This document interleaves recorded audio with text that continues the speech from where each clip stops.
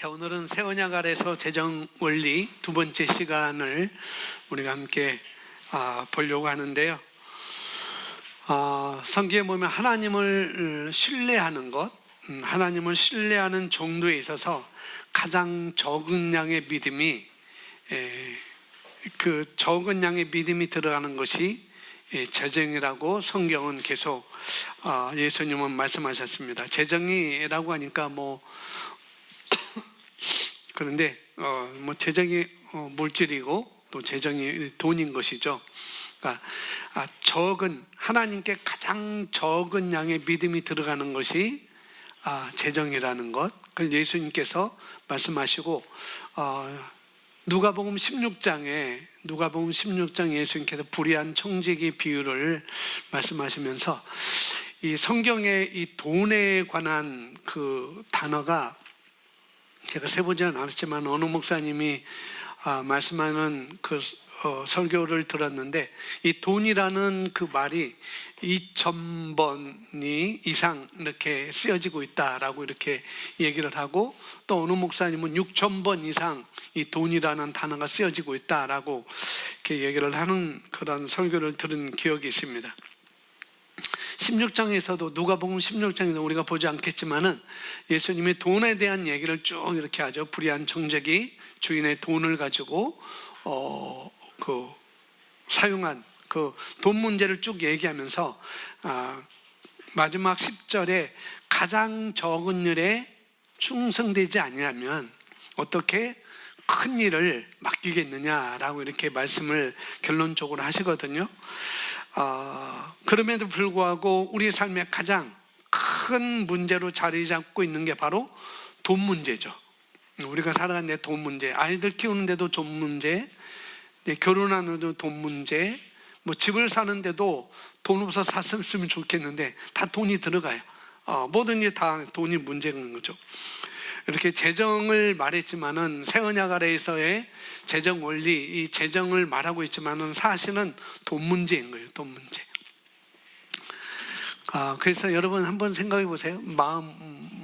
마음으로 손드시기 바랍니다. 나는 재정의 자유를 100% 경험하고 있다.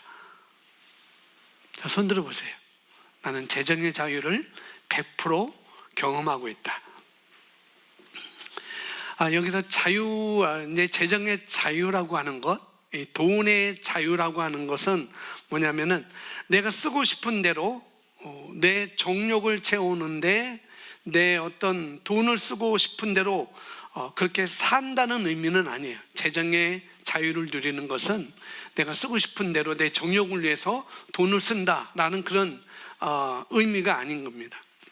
새 언약 아래에 있는 사람이지만 우리가 새 언약 아래에 있는 사람이 뭐냐면 하나님의 주신 마음의 소원을 따라서, 지난주 우리가 부의 목적, 우리가 왜 부유한 자로 우리가 살아야 되는지, 왜 우리가 풍성한 자로, 우리가 왜 물질에 번성하는 자로, 번영한 자로 살아야 되는지 우리가 말씀을 봤는데, 그것은 자신의 소원이 아니고 하나님의 주신 마음의 소원을 따라서 이 땅에서 우리가 살아갈 때, 우리가 또 어떤 일을 할 때 돈이 문제가 되지 않는 것, 그것이 바로 그 재정의 자유라고 하는 것이 될 수가 있습니다.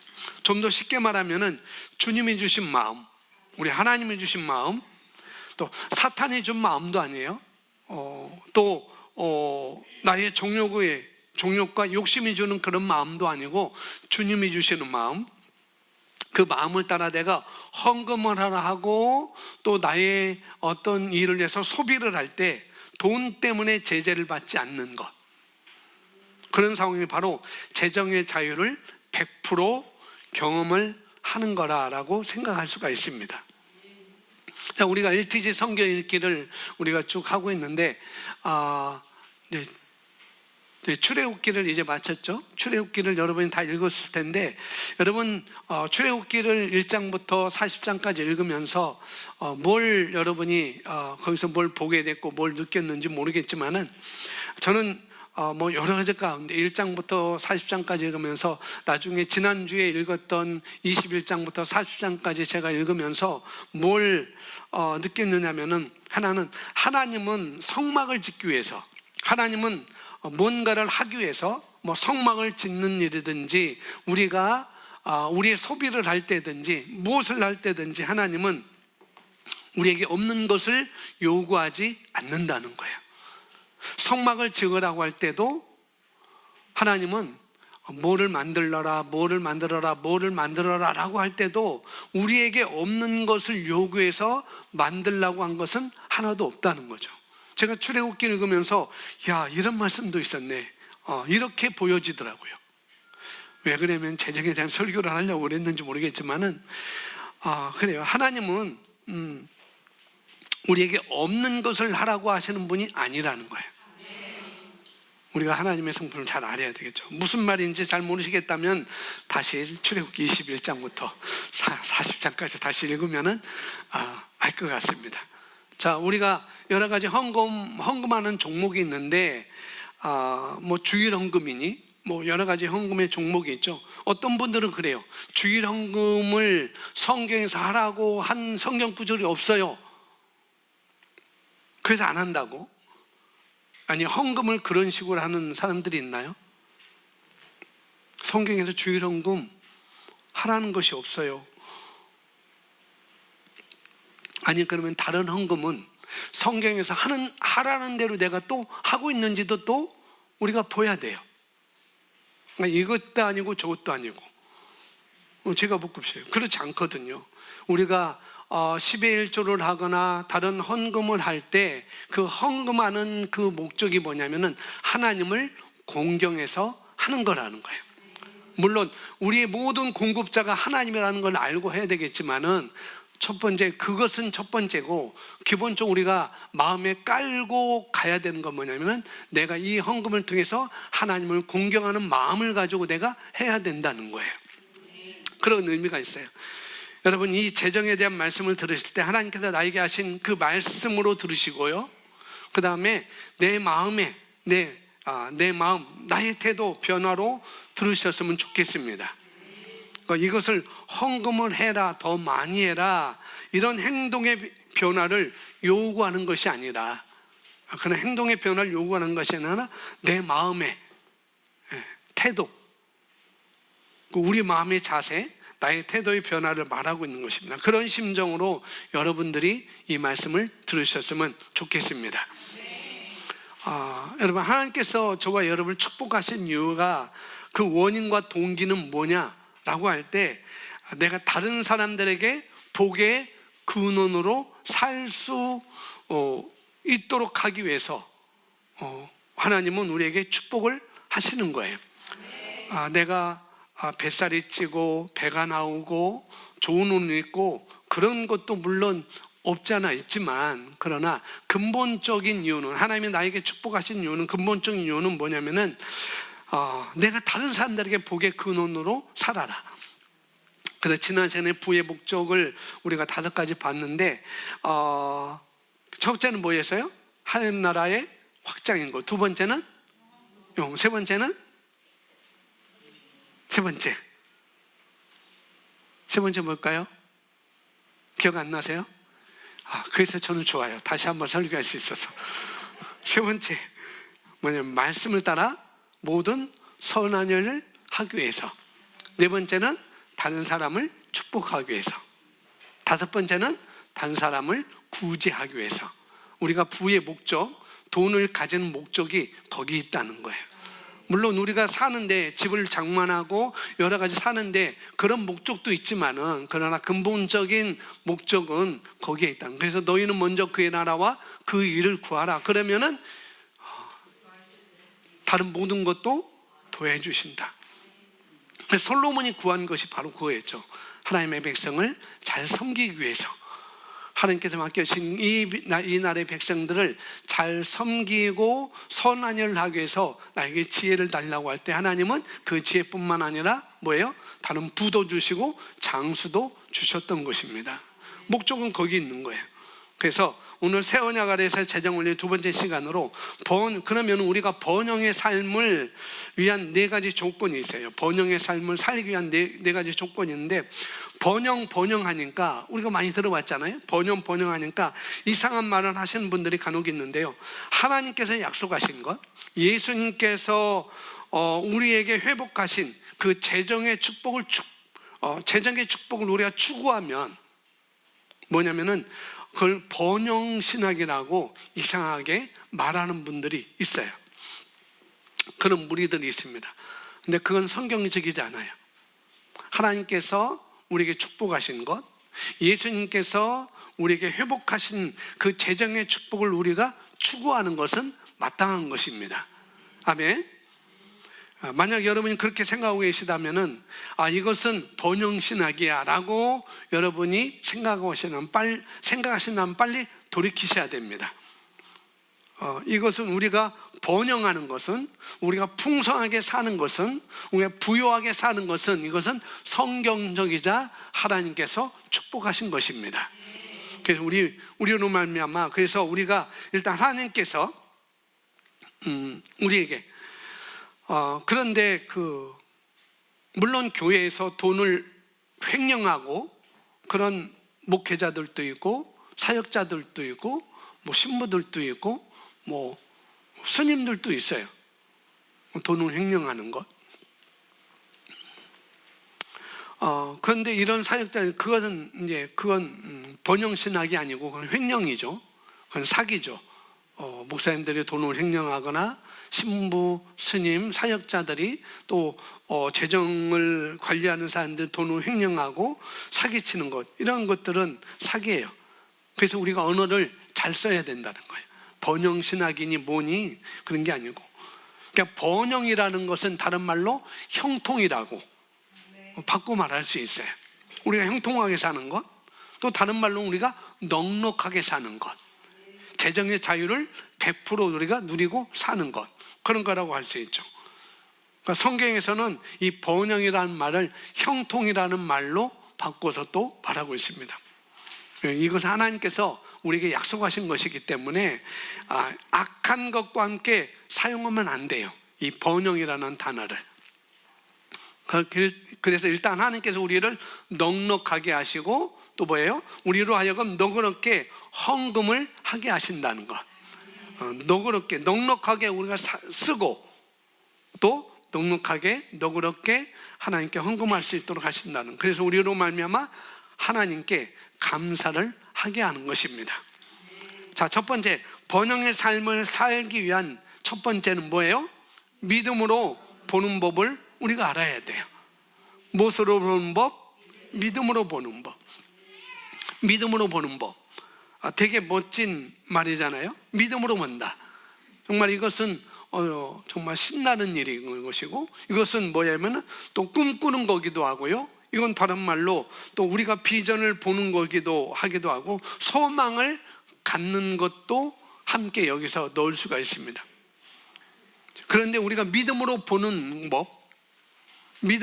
법의 근거는 어디에 두고 있냐면은 말씀의 근거에서, 하나님의 말씀의 근거에서 내 삶을, 내 부요를, 나의 넉넉함을, 내 재정의 번영을, 형통함을 어떻게 해요? 말씀의 근거에서 믿음으로 보는 것입니다. 이게 기본이에요. 그러니까 사업가들도 아니면 무엇을 하든지, 무슨 일을 하든지 현실은 이렇지만 내가 하려고 하는 그 사업, 내가 하려고 하는, 추진하고자 하는 그 일에 대해서, 그 아이템에 대해서, 그 자녀들에 대해서 어떻게 해요? 믿음으로 우리가 보는 것입니다. 그걸 봐야지 우리가 그걸 가져올 수 있지 않겠어요? 보지 않으면 가져올 수 없습니다. 내가 믿음으로 보고, 그리고 내가 발을 내딛는다고 할 때, 그럴 때 말씀이라고 하는, 정확한 하나님의 말씀이라고 하는 그것에 우리가 기반을 가지고 우리가 모든 것을 하셔야 된다는 거예요. 우리가 좋은 아이템을 갖고 있다 할지라도, 우리가 무슨 사업을 한다고 할지라도 첫 번째는 철저하게 말씀에 기반해서 우리가 해야 된다는 것이에요. 여기서 흔들리게 되면은 되게 맞는 것 같지만은 결과적으로 차이는 어떻게 해요? 커지게 되는 거예요, 나중에는. 그래서 여기 보시면 아주 중요한 말인데요, 우리의 믿음의 한도는 우리 각자의 믿음의 눈으로 보는 만큼입니다. 믿음의 한도가 뭐예요? 내가 믿음으로 보는 만큼이라고요. 내가 얼마만큼 믿음으로 보느냐, 그게 바로 믿음의 한도라고 말하고 있습니다. 그래서 내가 하나님의 말씀에서 말하는 그 진리를 내가 계속해서 묵상하게 되면 그 말씀을 통해서, 이 하나님의 말씀을 통해서 말하는 것을 내가 동의해서 내가 볼 수가 있는 것입니다. 그리고 그 말씀 안에서 묵상하게 되면 불가능은 없습니다. 불가능은 뭐냐면 내가 제한해서 불가능한 것이지, 내가 믿음으로 보지 못하기 때문에 불가능한 것이지, 내가 믿음으로 본다면 그거는 불가능한 것이 아니라는 것입니다. 내가 믿음으로 보지 못했기 때문에 불가능한 것이고, 내가 더 믿음으로 보지 못한 것 때문에 불가능한 것이지, 믿음으로 본 것까지는 그것은 다 가능한 것입니다. 말씀에서는 사실 뭐가요? 한계가 없어요. 하나님의 말씀 안에는 한계가 없다는 거죠. 그렇기 때문에 우리 말씀대로 말씀에 대한 계시도 계속해서 우리가 더 발전해야 되고, 더 우리가 말씀으로 더 우리 삶을 더 쏘아 올려줘야 되는 거예요. 자, 창세기 13장 14절 15절 말씀인데요, 같이 고백하겠습니다. 시작. 롯이 아브라함에게 갈라진 후에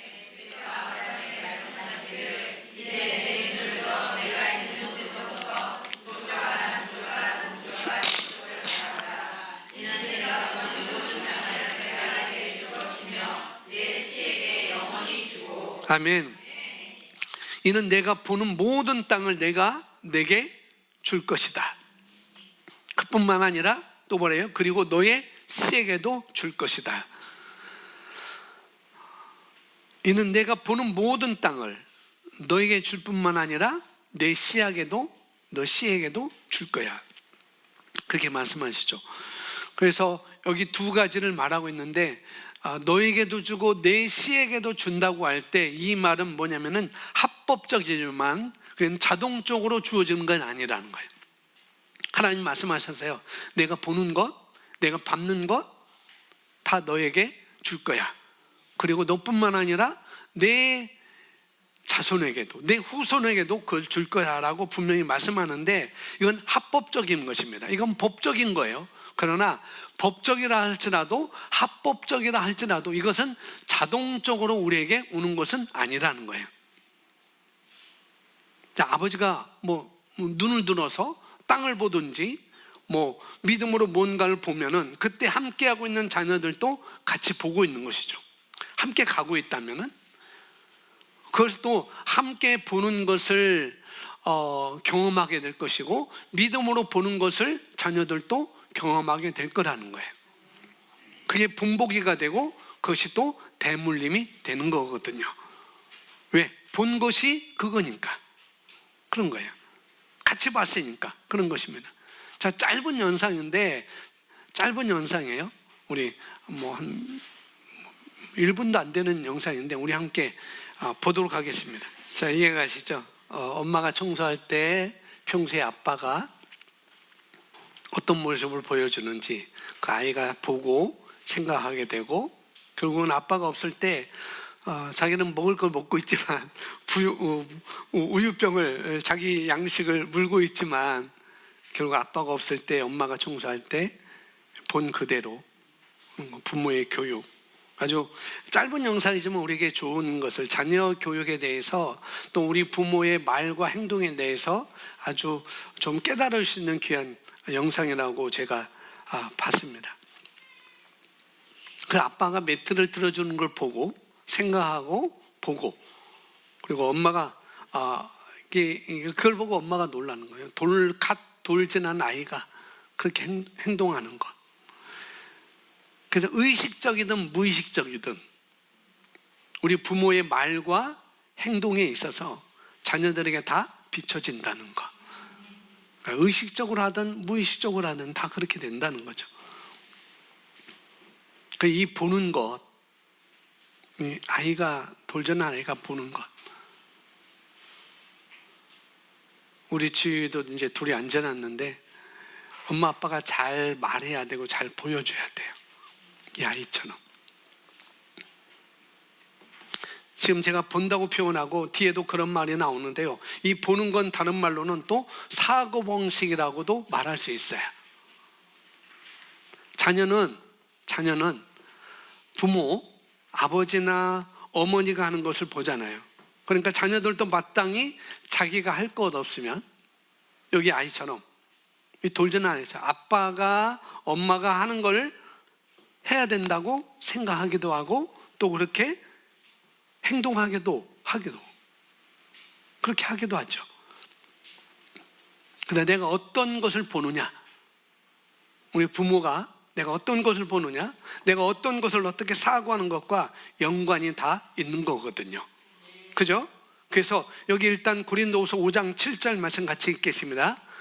이는 시작, 이는 우리가 믿음으로 행하고 보는 것으로 하지 아니합니다. 자, 우리에게는 세 가지 눈이 있습니다. 사람에게는 세 가지 눈이 있어요. 첫 번째는 우리가 갖고 있는 뭐예요? 이 혼적인 이 실제적인 눈, 이 실제적인 눈이 있어요. 우리 육신적인 눈이 있습니다. 이 눈이 있는데 이 눈을 가지고 우리가 여기 영상에도 아이가 뭐 마음의 눈이겠어요? 일단은 눈으로 봤겠잖아요. 실제 육체적인 눈으로 봤기 때문에 그렇게 행동하잖아요. 그래서 첫 번째는 우리가 육신으로 보는 눈입니다. 내 육신으로, 이 몸 안에 있는 이 육신으로 보는 눈도 우리가 여러 가지 많이 보고 경험을 많이 쌓게 되고, 이 아이도 경험을 쌓게 되잖아요. 그래서 옛말에 백문이 불여 일견이라. 100번 듣는 것보다도 한 번 보는 것, 직접 보는 것. 근데 예전에 그 얘기 있었는데 뭐냐면은 아이가 아빠가 이제 홈스쿨링 하는지 뭐 하는지 해 뜨는 것이 뭐야, 헤드가 어떻게 떠라고 하니까 아빠는 가르쳐 주는 게 아니라 차를 타고 직접 동해안 가서 해 뜨는 것을 보여주는 것. 그러니까 육신의 눈을 가지고 많은 것을 우리가 경험을 할 수가 있는 것이죠.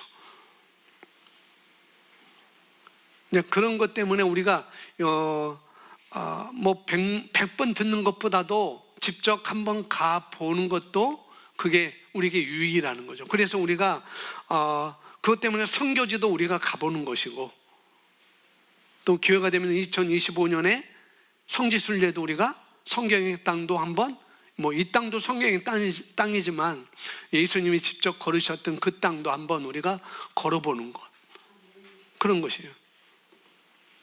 또 뭐 1월 달에 이제 내년 1월 달에 하는 그 어학연수, 해외 어학연수도 가보고 합니다. 자, 육신의 눈으로 많은 것을 본 사람도 보지 못하는 사람들보다는 뭐예요? 더 세계관도 크고 다양한 것을 어떻게 해요? 많은 것을 가질 가능성이 더 크겠죠. 그런 것입니다. 그런데 우리에게는 또 뭐가 있어요? 영적인 눈이 있습니다. 단연 믿음의 눈이 있어요. 이건 하나님께서 우리 영을 열어서 보게 하는 것입니다. 뭐 어떤 때는 환상을 보게 한다든지 꿈을 꾸게 한다든지 그런 걸 보여줄 때 보는 것은 바로 믿음의 눈인 것이고 영적인 눈인 것이죠. 말씀에 근거해서 믿음으로 보는 것, 그게 바로 영의 눈이라고 할 수 있고 믿음의 눈이라고 할 수 있습니다. 근데 또 우리가 한 가지 눈, 그건 바로 혼의 눈입니다. 다른 말로 마음의 눈이라고 할 수 있어요. 마음의 눈, 혼의 눈이 있어요. 마음의 눈이 있어요. 그것도 역시 말씀을 따라서 우리 얼마든지 그것을 가지고 그것을 바라볼 수 있습니다. 그렇게 할 수 있는 것이 우리에게 주어졌다는 거예요. 육신의 눈도 주어졌고 또 믿음의 눈도 주어졌고 우리 마음의 눈도 다 주어졌어요. 그래서 우리가 볼 수 있는 것, 그게 번영이라는 그런 삶, 내가 어떻게 풍성한 삶을 살 수 있는지, 이런 것을 가지고 우리가 내 육신의 눈을 가지고도 볼 수 있고, 마음의 눈을 가지고도 새롭게 해서 달려갈 수 있고, 믿음의 눈으로도 우리가 볼 수 있고, 그 삶을 살 수가 있다는 것입니다. 그래서 우리가 보는 건 믿음으로 보는 것을 말하는 것입니다. 말씀을 통해서 우리가 보는 거예요. 그래서 우리가 믿음으로 보기 때문에 우리가 말씀을 통해서만 볼 수 있는 것이고요, 그건 믿음의 눈을 통해서 보고 그걸 믿기 시작하면 실제로 나타나게 되어 있습니다. 그러니까 하여튼 좀 말씀을 좀 많이 알아야 돼요. 믿음으로 보려면은 말씀을 많이 우리가 아셔야 돼요. 아멘. 많이 알고, 그리고 어떤 상황이 우리가 만났을 때, 어떤 상황에 내가 맞닥뜨렸을 때 어떻게 하냐면은 자그마한 상황이라도 말씀에서 뭐라고 말하는지, 말씀에서는 이 상황에서 뭐라고 말했지, 이런 문제에 있을 때 예수님은 어떻게 그 상황을 어떻게 뚫고 나갔지, 그런 것들을 말씀을 통해서 어떻게 우리가 볼 수 있는 것입니다. 그래서 우리가 말씀을 알아야 된다는 것, 말씀을 알면 그런 상황에 우리가 접해 있을 때 그 말씀이 우리 마음에서 붕붕붕 내 안에서 떠오르게끔, 그래서 우리가 말씀을 아는 것입니다. 말씀을 통해서 그 상황을 내가 이렇게 보는 눈을 갖게 되는 것입니다. 그렇다면 다 긍정적으로 우리가 볼 수가 있을 것이고, 그렇다고 하면 내가 다 감사의 눈으로 볼 수밖에 없는 거예요. 말씀을 통해서 내가 바라본다면 그렇게 될 수가 있는 거죠. 예, 그래서 안 된다, 뒷걸음치는 일은 없게 될 것입니다. 믿음의 눈으로 보면은, 말씀을 통해서 보면은 뒷걸음치는 일은 없을 거예요. 그리고 우리가 말씀을 통해서 내가 어떤 자인지, 내가 어떤 번영의 삶, 내가 어떤 풍성한 삶, 내가 어떤 그런 형통의 삶을 사는 것이 마땅하구나 보는 것만큼 저와 여러분은 살 수가 있습니다. 근데 보지 못하는 것은 살 수가 없어요. 그래서 하나님이 얼마만큼 줄 수 있느냐가 아니라 하나님께서 주신 것을 우리가 무엇을 얼마만큼 볼 수 있느냐, 내가 얼마만큼 볼 수 있느냐, 그것이 영의 눈이든 마음의 눈이든 또 뭐예요? 실제적인 눈이든 얼마만큼 볼 수 있느냐에 있는 거라는 거죠. 이 번영의 삶, 이 풍성한 삶, 이 형통의 삶, 첫 번째는 보는 건데 무엇으로 봐요? 믿음으로 보는 것입니다. 믿음으로 보는데 철저하게 말씀을 통해서 우리가 보는 거예요. 두 번째는 사고방식입니다. 두 번째, 번영의 사고방식을 갖추는 것입니다. 내가 번영의 삶을, 풍성한 삶을, 형통한 삶을 살려면은 그 번영, 형통의 사고방식을 내가 갖추는 거라고요. 사고방식을 멘탈리티 내지는 마인드셋이라고 했습니다. 번영의 사고방식. 이 번영의 사고방식은 하여튼 로버트 기요사키가 쓴 부자 아빠나 가난한 아빠, 그래서 부자 아빠의 사고방식을 말하는 것이죠. 번영의 사고방식은 거기인 것입니다. 이건 돈이 있고 없냐의 문제가 아니라 어떤 사고방식을 내가 가지고 있느냐, 이런 얘기예요. 어떤 눈을 가지고 있느냐, 이런 얘기죠. 어떤 상황을 내가 어떻게 바라보느냐, 이런 얘기입니다. 그래서 우리의 재창조된 영의 본성은 앞으로 그리고 위로만 전진합니다. 번영의 사고방식, 멘탈리티 내지는 마인드셋이라고 얘기하고요, 이 사고방식을 바꾸는 것으로 시작됩니다. 내 사고방식을 바꾸는 것, 그러니까 우리가 모든 일에 이렇게 번영의 사고방식뿐만 아니라 믿음의 사고방식을 갖추는 것이 우리에게 필요한 거라는 거죠. 번영은, 형통은, 풍성한 삶은 이 사고방식을 바꾸는 것으로부터 시작된다는 거예요. 그래서 묵상의 목적이 있어요. 묵상의 목적. 왜 우리가 묵상을 하고 있느냐면은, 왜 우리가 아침마다 저녁마다 우리가 말씀의 십자를 묵상하고 성경을 묵상하고 또 새로운 피조물의 고백 기도집을 우리가 묵상하고 있느냐면은 그 목적이 뭐냐? 그동안 프로그램된 사고방식을 다시 프로그래밍 하는 것입니다. 이것은 대부분 사실상 대부분일 거라고 말씀드릴 수가 있어요. 여러분께서 생각하고 있는 대부분의 것, 아마도 우리가 깨달아서 바꾼 것은 지금까지 극히 한 10%도 안 될 거예요. 내가 하나님의 말씀을 묵상해서 깨달은 것 10%도 안 될지 몰라요. 왜냐하면 삶의 구석구석마다 너무나 찌든 장아찌 같은 이 단무지, 노란 단무지, 찌든 그런 잘못된 사고방식이 우리에게 찌들어 있기 때문에, 그래서 우리가 철저하게 말씀을 고백하고 나의 사고방식을 말씀으로 바꾸는 훈련을 우리가 함으로 말미암아 번영의 삶으로, 풍성한 삶으로, 형통의 삶으로 우리는 가셔야 되겠습니다. 아멘. 평생 우리가 이렇게 살 수가 없잖아요. 우리는 존재하는 삶이 우리에게 주어졌습니다. 우리가 말씀으로 사고하는데 어떻게 엉뚱한 선택을 우리가 할 수 있느냐는 거예요. 말씀으로 내가 사는데, 말씀으로 생각하고 말씀으로 사고하는데 어떻게 그럴 수 있느냐는 거예요. 우리는 그럴 수 없습니다. 말씀으로 내가 인식하여 선택하는데 어떻게 안 되는 선택을 우리가 할 수 있느냐는 거예요. 자, 잠언서 4장 23절 말씀인데요, 같이 고백하겠습니다. 열심을 다하여 내 마음을 지키라. 이는 삶의 문제들이 거기서 나옵니다.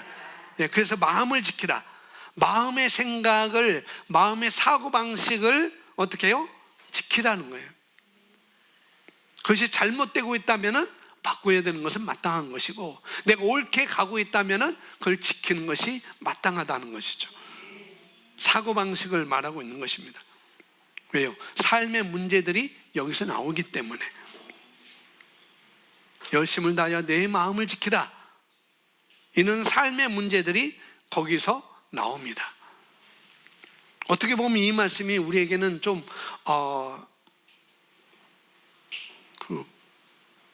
소름 끼친다고 할까? 그런 말씀이기도 하고, 어떻게 보면은 좀 신나는 말씀이기도 해요. 두 가지 다 있습니다.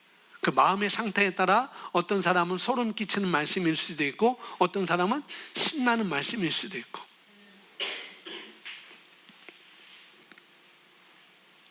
내가 어떤 생각을 품었든지, 내가 그 상황에 어떤 생각을 품었든지 그 품은 대로 삶이 살아가질 테니까 그런 거라는 거죠.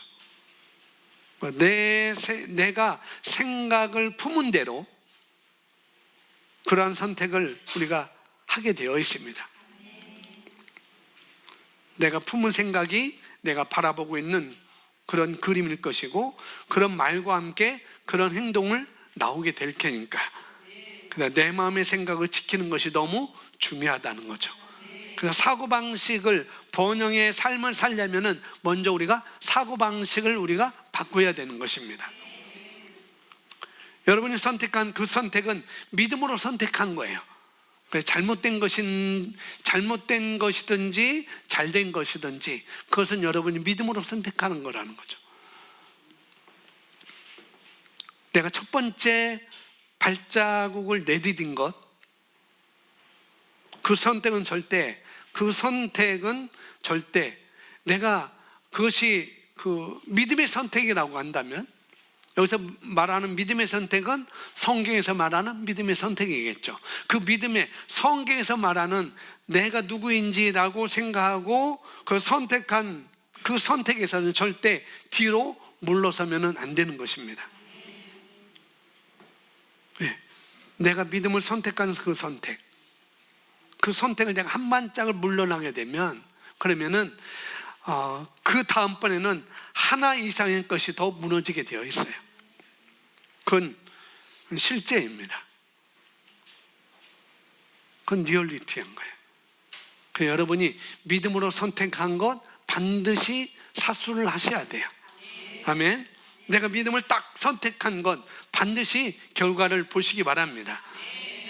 믿음으로. 감정적으로 공격이 오더라도 어떻게 해요? 발을 턱 내디셔야 돼요.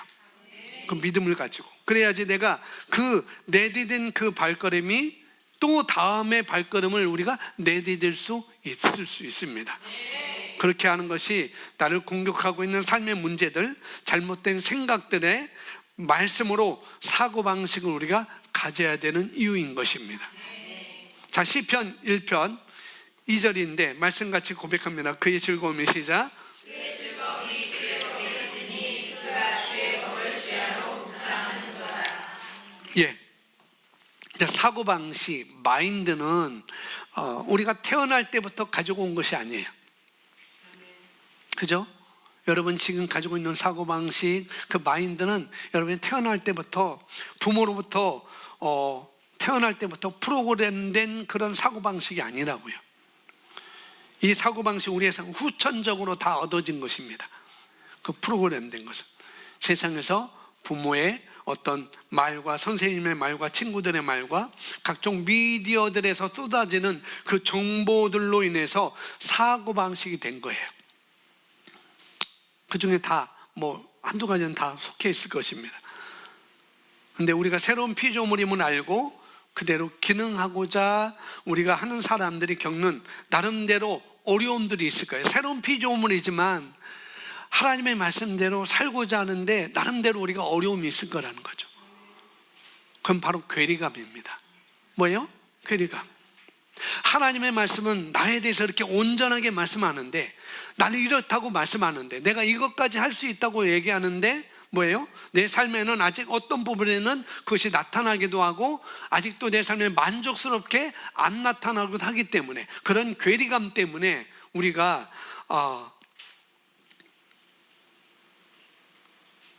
그 사고방식 하는데 좀 걸림돌이 될 수가 있어요. 그래서 우리가 그런 걸 생각할 때 우리가 어떻게 갭을 줄일 수 있을까, 그런 생각을 우리가 하게 되는 것이죠. 그럴 때 하나님의 말씀에 더 우리가 전심전력해서 단어물 그 말씀에 묵상해서 말씀을 생각하고 말씀으로 말하고 그것이 실제화되도록 하려면 우리 속사람 안에서 하나님의 말씀, 그러니까 우리가 거듭난 그리스도의 본성과 능력에 대한 그런 실제들을 우리가 묵상하고 또 그것으로 만드는 그런 작업이 우리에게 이제는 남은 것입니다. 괴리감이 있지만은 그렇게 실제화하는 그런 훈련이, 그런 연습이 우리에게 남은 거라고요. 그걸 우리가 묵상이라고 할 수 있고 훈련이라고도 할 수 있습니다. 시편 1절에는 진짜 어떻게 시작해요? 복 있는 사람은 악인들의 꾀를 따르지 않고 라고 시작하면서 그 다음에 3절에는 그는 시냇가에 심은 나무가 철을 따라 열매를 맺으며, 복 있는 사람은 시냇가에 심은 나무가 철을 따라 열매를 맺는다.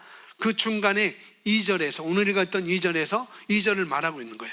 그의 즐거움은 주의 법에 있으니 그가 주의 법을 어떻게 주야로 묵상하는도다. 그가 누구, 여기서 그가라고 하는데 그가 누구냐면은 그의 즐거움이 누구냐면 복 있는 사람의 즐거움을 말하는 거잖아요. 그 복 있는 사람의 즐거움을 말하는 건데, 복 있는 사람은 그 즐거움이 어디에 있다? 주의 법에 있다는 거예요. 그러니까 그 사람이 어떻게 해요? 주의 법을 밤낮으로 뭐한다? 묵상하는 겁니다. 그러니까 나의 즐거움이 어디 있느냐? 거기 따라 가는 거예요. 지금 이 복 있는 사람은 시냇가에 심은 사람, 철을 따라 열매 맺는 사람은 그 즐거움이 하나님의 말씀에 있는 거예요. 그러니까 그 말씀을 늘 묵상하는 것입니다. 그래서 우리가 하나님의 말씀을 많이 묵상하면, 열렬히 묵상하면 하나님의 말씀이 합치되는 생각으로 우리가 사고방식이 되는 거예요. 여호수아서 1장 8절에도 똑같은 말씀인데, 내 율법책을 내 입에서 떠나지 않게 하고 주야로 그 안에 있는 것들을 무하여 묵상하여 그 안에 기록된 것대로 지켜 행하라. 그리하면 있습니다. 내가 너의 길을 번성하게 만들 것이고 내가 좋은 성공을 이루리라. 아멘. 그리하면 하나님의 말씀으로 사고방식을 바꾸면, 네가 너의 길을, 누가요? 내가 나의 길을 뭐하게 만든다? 번성하게 만들 것이고, 우리가 있는 개역 성경에는 내 길이 평탄하게 될 것이며 내가 형통하리라 라고 이렇게 번역되어 있어요. 내 길이 평탄하게 된다. 그러니까 내가 너의 길을 내가가 없기 때문에, 내가라는 이 단어가 없기 때문에, 이 인칭 대명사가 없기 때문에 그 앞에 하나님께서 내 길을 평탄하게 할 거야처럼 들려질 수 있어요, 개역 성경에는. 근데 그렇기 때문에 그게 일반적인 상황이에요. 하나님께서 내 길을 평탄하게 할 거야. 그래서 나온 말이 하나님이 다 하십니다. 그럼 나는 가만히 있어요. 근데 여기 흠정역 성경이나 한글 킹제임스 성경은 아주 번역을 다르게 해놨죠. 오해가 되지 않도록, 그리하면 뭐하면 내가 밤낮으로 말씀을 묵상하여 그 말씀대로 사고하면, 이런 얘기죠. 그러면 너의 선택이 너를 늘 올바른 선택으로 이끌 거야 라고 이렇게 말씀을 바꿀 수가 있는 거예요. 그게 너무 마땅하잖아요. 이게 너무 마땅하잖아 라고 이렇게 여호수아를 통해서 우리에게 그렇게 말씀을 하고 있습니다. 자, 번영의 삶을 살기 위한 기본 조건 3번 함께 읽어주세요. 뭐요? 돈을 정복하고 다스리는 것입니다. 네, 돈을 정복하고 다스리지 못하고 돈의 지배를 받는 사람들이 많이 있습니다. 저도 돈의 지배를 받을 때가 있어요. 아마 여러분도 그러지 않을까요? 그죠? 고개 끄덕 하신 분들이 몇 분 있는데 그런 경험이 있으신 것 같아요. 다 돈의 지배를 받는다. 네, 돈의 지배를 받는다는 건 뭐냐면은 돈이 시키는 대로 하는 거예요. 목사님, 돈이 말이 있나요? 돈이 손이 있나요? 발이 있나요? 돈이 어떻게 돈이 시키나요? 왜 돈이 시킨다니까요? 우리를. 돈이 말도 못하는데 우리를 시켜요. 그래서 돈이 시키는 대로 한다는 건 뭐냐? 쉽게 말하면 밥을 먹으러 갔어요. 밥을 먹으러 갔는데 먹고 싶은 것을 고르는 게 아니라 싼 것을 고르는 거예요. 그게 돈의 지배를 받는 거예요. 제일 싼 것을 고른다든지 그걸 먹는다든지, 그런 것이 바로 만몬, 돈의 지배를 받는 것이고 돈이 시키는 대로 하는 거라고요. 내 손의 수준이 이것밖에 없으니까 나는 비싼 것을 먹으면 안 돼 라고. 자, 지금 헌금하고 싶은데 10만 원을 하고 싶은데 10만 원 너무 많은 것 같아, 10,000원만 하자. 그게 바로 돈의 지배를 받는 것이고 돈이 시키는 대로 하는 것입니다. 내 마음은 하나님께서 10만 원을 헌금을 하라고 원하시는데 당장 이 10만 원 헌금하면은 쓸 돈이 없으니까 그냥 10,000원만 하는 것, 그게 바로 돈이 시키는 대로 하는 거예요. 그 사람이 바로 돈의 지배를 받는 사람인 것입니다. 만몬, 돈이 시키는 대로 하지 않고 내가 돈을 정복하고 다스린다는 건 뭐냐? 내가 돈을 부린다는 거예요. 내가 돈을 부린다는 건 어떤 것인가? 내가 돈을 보내고 싶은 대로 보내는 거예요. 자, 이번에 내가 추수감사절에 추수감사헌금을 내가 100만 원을 헌금하고 싶다. 100만 원아 가라 하고 헌금을 하는 거예요. 이게 정복하고 다스리는 거, 부리는 것입니다. 또 어디 선교하러 가는데 내가 헌금하고 싶은데 돈이 없으니까 나중에 해야지 라고 하는 것은 돈의 지배를 받는 것이고, 돈이 나중에 해라, 내가 나중에 하라 라고 하는 것 같지만 뭐예요? 돈이 나중에 해라 라고 하는 거예요. 어떻게 보면은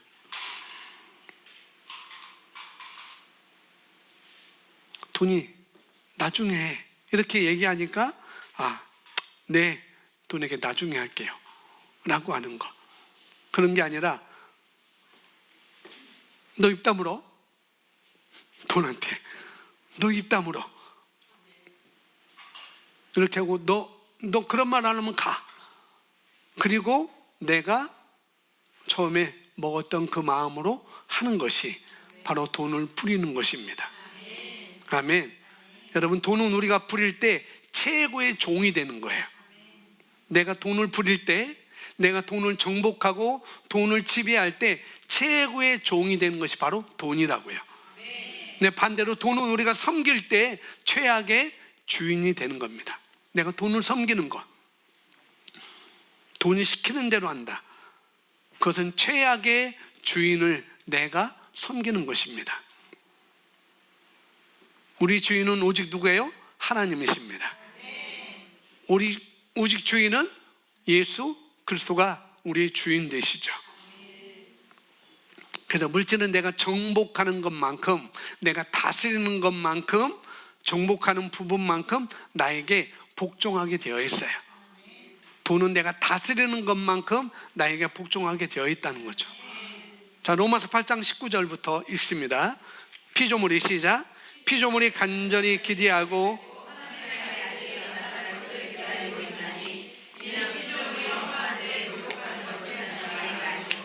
오직 소망 가운데 그것들을 굴복해 하시는 그분 때문이다. 이는 피조물 자체도 그 썩어짐으로부터 속박으로부터 해방되어 하나님의 영광스러운 자율에 이르는 것이기 때문이다. 피조물이 간절히 기대할 기대를 가지고,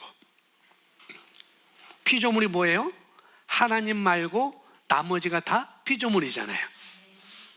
성삼위 하나님 말고 나머지 것들은 다 피조물입니다. 그렇죠? 하나님은 스스로 계신 분이시고 나머지는 다 창조되어진 피조물들이잖아요. 그걸 우리는 무슨 피조물? 헌 피조물, 새로운 피조물. 우리는 새 피조물입니다. 천사와 사람을 포함한 그 외 모든 피조물을 말하는 것이죠. 여기 안에 빼놓을 수 있는 게 뭘 빼놓을 수 있겠어요? 빼놓을 수 없죠. 그죠? 돈도, 물질도 빼놓을 수 없어요. 피조물 중에 돈. 그래서 여기 피조물을 돈으로 바꿔서 한번 읽어보면 돈이 간절히 기대를 가지고 하나님의 아들들이 나타날 것을 뭐하고 있다? 기다리고 있다는 거예요. 돈이 누구를 기다린다고요? 하나님의 아들들. 여기서 하나님의 아들들은 우리가 알고 있듯이 휘오스로 장성한 하나님의 아들들을 말하는 거예요. 우리가 하나님의 아들들이잖아요. 그렇죠? 우리가 하나님의 자녀들인데 그냥 자녀들, 어린 자녀들을 말하는 것이 아니라 어떤 자녀들? 장성한 자녀들을 말하는 것입니다. 말씀의 사고방식으로, 말씀의 사고방식, 의의 말씀으로 자기 감정을, 감각을 단련한 사람들, 감각에 의해서 기능하지 않고 보이는 대로 기능하지 않고 믿음으로 하나님의 말씀으로 기능하는 사람들을 말하는 것입니다. 그들을 기다리고 있다는 거예요. 누가요? 피조물이라고 좀 하고 솔직히 말하세요. 뭐가? 돈이 기다리고 있어요. 그래서 우리는 옷이나 가구나 돈에게 말할 수 있습니다. 모든 것이 우리의 나타남을 기다리고 있으며 우리가 자신들을 해방시켜 주기를 뭐예요? 고대하고 있다고 말하고 있는 거예요. 피조물은 식물, 동물, 여러 원소, 돈만 말하는 게 아니고 여러 가지를 다 말하고 있어요. 삶의 모든 것을 다 말하고 있는 것입니다. 오늘 번영이니까 돈을 여러분들이 집어넣으면 되겠죠. 우리가 이 사고방식을 빨리 바꾸므로 말미암아 장성한 하나님의 아들들로 나타나기를 원한다는 거예요. 번영에 대한 사고방식을 우리가 갖추는 것. 만약에 내가 하나님 나라 확장한다, 내가 영혼 구원한다, 이건 재생산을 하는 거잖아요. 영혼 구원하는 것은. 그렇지 않은 데다 쓰는 건 뭐예요? 썩어짐에 속박을 하고 있는 것입니다. 이렇게 돈이 해방되어서 심으면 확장되어지고 살리고 충만하고 복이 되기도 하고 영향을 미치고 풍성케 하는데 쓰여지기를 돈이 뭐하고 있다? 기대하고 있다는 거예요. 자, 마지막 번영을 위한 네 번째 조건, 마지막 조건은 뭐예요? 킹덤 리더십 내지는 섬기는 리더십입니다. 왕국의 리더십이라고 이렇게 볼 수 있죠. 자, 골로새 3장 23절입니다. 같이 고백합니다. 무슨 일을 하든지 마음을 다하여 죽게 하듯 하고, 무슨 일을 하든지 마음을 다하여 누구에게? 주님께 하듯 하라. 이것이 성경에서 우리에게 주시는 권면입니다. 어떤 일을 한다 하더라도 누구에게 우리가 존중하는 삶을 살아야 되는데, 어떤 일을 한다 해도 하나님의 눈을 의식하고 하나님의 눈을 의식하고 하라는 거예요. 말씀의 근거에서 하라는 것입니다. 그리고 사람의 눈앞에서 하듯 하지 말아라. 그러니까 사람에게 하듯 한다는 건 얘기는 뭐냐면은 그 사람에게 기준이 비율을 맞추는 거예요. 그 사람의 비율. 그러니까 우리가 동기가 순수하지 않아도 사람의 비율은 맞출 수가 있겠죠. 동기는 순수하지 않아 사람의 비율을 맞출 수 있어요. 그렇듯이 사람의 눈에 합당하게 행하려고 하는 것이 아니라 보이지 않지만 우리를 늘 관계하시고 우리의 공급하시고 우리를 사랑하시는 그 아버지 앞에 합당한 섬김의 삶을 살아라, 이렇게 말씀을 하고 있는 것입니다. 섬김의 리더십. 직장생활을 하든지 무엇을 하든지 직장생활을 섬기는 우리 회사는 9시까지 출근이니까 8시 55분에 딱 내가 들어가자, 그렇게 할 수도 있어요. 제가 직장생활을 할 때는 영등포에서 구로까지 이제 걸어갔는데, 차비를 아끼려고 걸어갔어요. 걸어갔는데 가면 제가 항상 1등이었어요. 열쇠는 제가 갖고 있잖아요. 내 열쇠는 미스장이 갖고 있었어요. 미스장, 사무원이 미스장이 갖고 있었는데, 꼭 오면은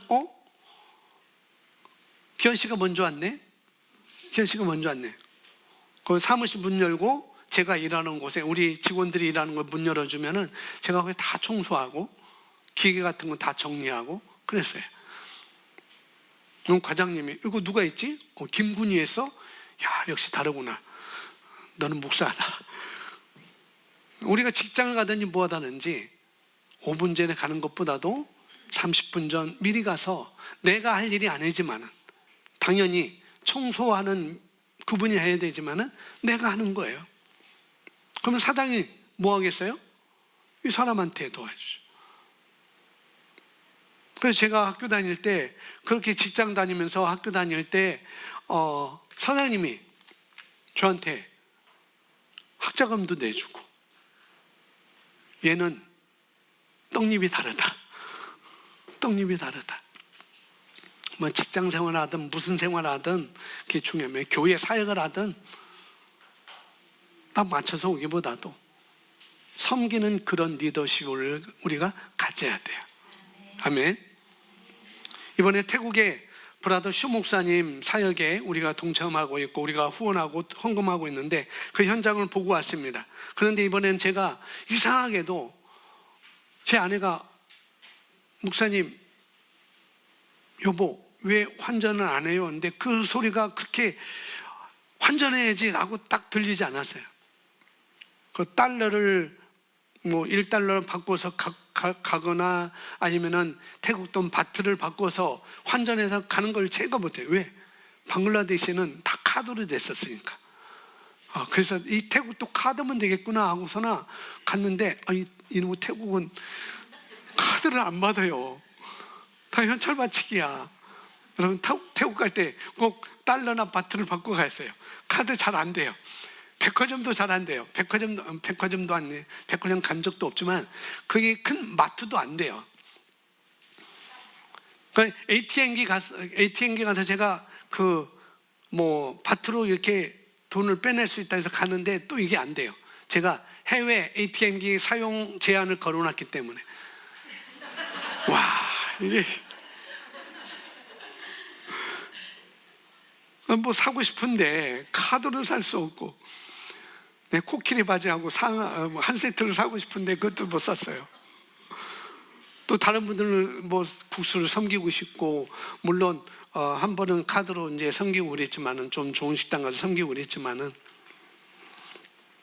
환전을 못 해가지고 여러분이 사랑의 헌금을 해준 그 계좌에 돈이 들어가 있었고, 그 카드를 갖고 갔었어요. 그리고 현찰은 달랑 26,000원, 2만 원짜리 6,000원 6장 갖고 왔는데, 호텔에 잠을 자고 나올 때 이거 팁을 줘야 되잖아요. 이게 문화가 돼서 우리는 어디를 가든지 그 팁을 놓고, 1달러를 내든지 그 나라 돈을 내든지 팁을 놓고 오는데, 또 봉사하는 사람에게, 좋은 식당에서 봉사람, 우리 전문 맡고 있는 그 사람에게 팁을 주기도 하고 그러는데, 이게 팁을 줘야 되는데 이게 바트가 없는 거, 달러도 없잖아요. 그래서 1,000원짜리 냈어요. 제 아내가 이선자 사모님 2,000원 냈어요. 원래 1,000원이면은 약 70바트인가 730바트인가 그렇게 돼요.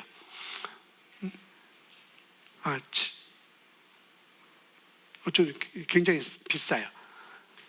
그런데 2,000원을 저한테 내준 거예요. 2,000원은 이제 베개 밑에, 그냥 베개 밑에가 아니고 그냥 여러분, 팁을 주고 올 때 그냥 입으로 덜렁 던져놓지 마시고, 기본 에티켓은 벽에 밑에다 놓는 거예요. 팁을 놓을 때.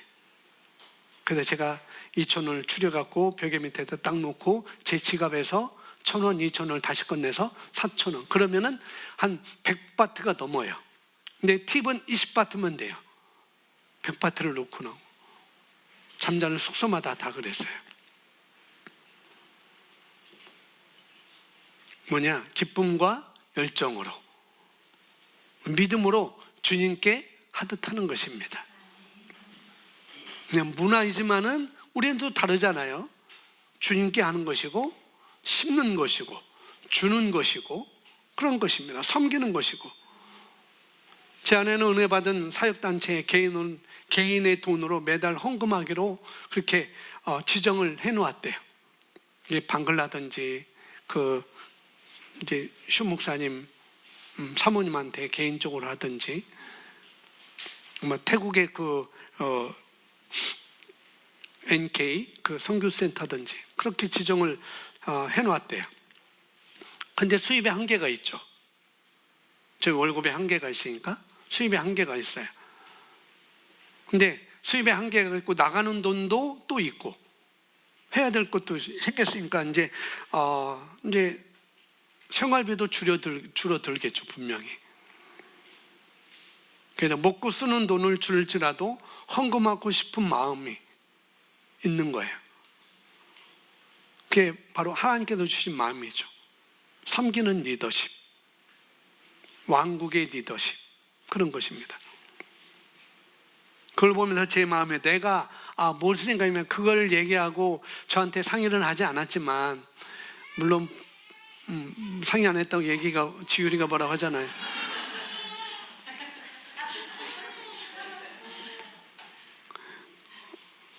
내가 그렇게 하는 거 보면서 저한테 상의는 안 했지만은 제 마음에, 내가 먹고 쓰는 거 줄여서라도 헌금하는 게 좋다, 그런 마음이 들었어요.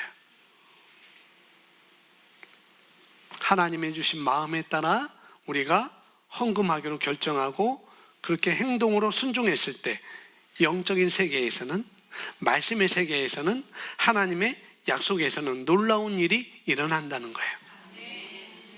단도직입적으로 결론만 말씀드리면, 우리가 하나님께서 주신 마음 주시는 만큼, 하나님께서 마음 주시는 만큼 돈으로 우리가 후원할 때 하나님께서는 반드시 갚아주십니다. 근데 시간이 좀 걸릴 수도 있어요. 당장 갚아주면 좋은데. 하지만 좋은 땅에 하나님께서 하라는 대로 할 때, 좋은 땅에 하나님께서 하라고 하는 대로 할 때, 여기에 돈이 좀 없으니까 여기다 해야지, 그런 부담감과 그런 죄책감을 따라서 후원하는 것 말고, 그런 것 말고, 하나님께서 하라고 하시는 그 좋은 땅에 후원할 때 하나님께서는 반드시 좋은 것으로 30배, 60배, 100배로 갚아주십니다. 좋은 땅인데도 거기서 갈라져요. 여러분, 좋은 땅이면 다 똑같이 받는 줄 알았는데, 우리 아빠들 독서 모임에 어느 한 분이 그걸 나누더라고요. 좋은 땅인데 이렇게 갈라지더라. LTG 책에 그렇게 나왔어요. 좋은 땅인데도 100배로 다 주는 게 아니에요. 어떤 사람은 30배, 어떤 사람은 60배, 어떤 사람은 100배. 저도 몰랐거든요. 그냥 30배, 60배, 100배로 알았지. 아, 이렇게 또 여기서도 이렇게 나눠지는구나. 그래서 성경을 제가 많이 알아야 돼요.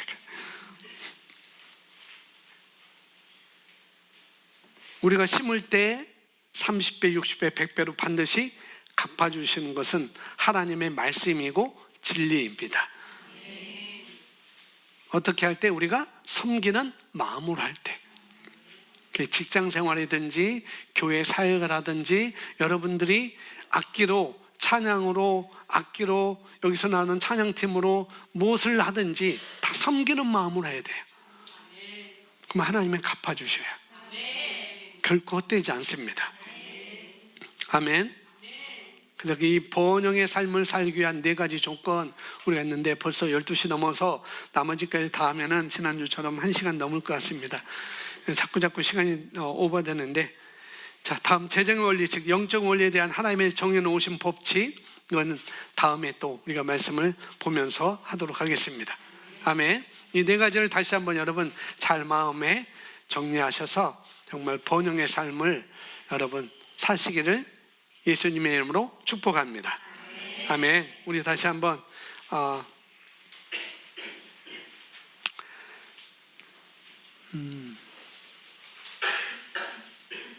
자, 골로새서 3장 23절 우리 말씀을 읽고 오늘 나에게 주신 말씀, 내가 깨달은 말씀, 또 내가 하나님이 주시는 마음을 붙들고 기도하시고 그것을 위해서 한 걸음 믿음으로 내딛는 이 시간 기도를 하겠습니다. 무슨 일을 시작? 무슨 일을 하든지 마음을 다하여 죽게 하듯 하고 사람에게 하듯 하지 말라. 아멘.